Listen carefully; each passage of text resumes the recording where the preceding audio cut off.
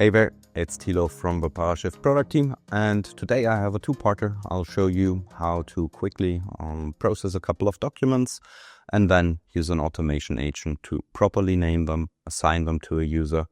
This is the first part, and the second part we'll have a look how I could match some master data to these documents. So let's jump right in. First up, I have a brand new tenant. There's nothing configured currently, no documents.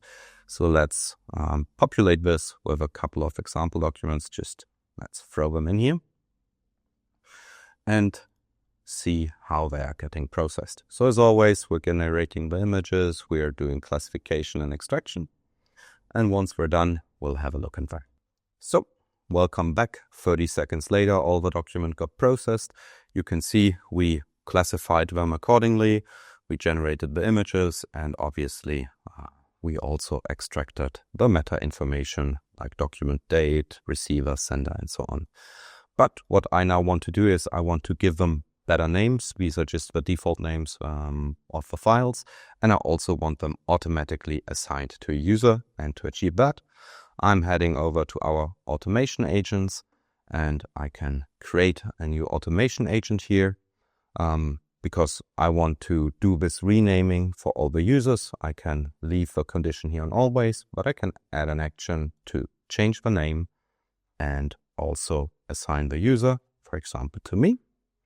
And here in the value, I now just need to add a couple of variables. I prepared that in here. So you can see here now, I always want the document date, the sender company name, and the document number, and I want them assigned to me. So let's have a look how this looks now. I'll just upload the same documents once again. Now all the documents got processed, and as you can see, they all got a nice name with the document date and the sender. And this is now a lot nicer to actually maybe archive in our DMS or use in any third-party systems. And the document also got automatically assigned to me to process. If we had multiple users and groups, we could also assign it to different people, intelligently assign it to different people. But yeah.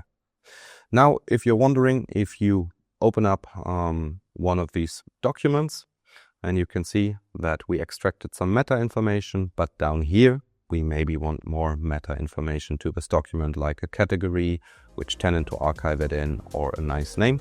Then follow me for part 2, and I'll show you how to do a little master data matching there. Bye-bye.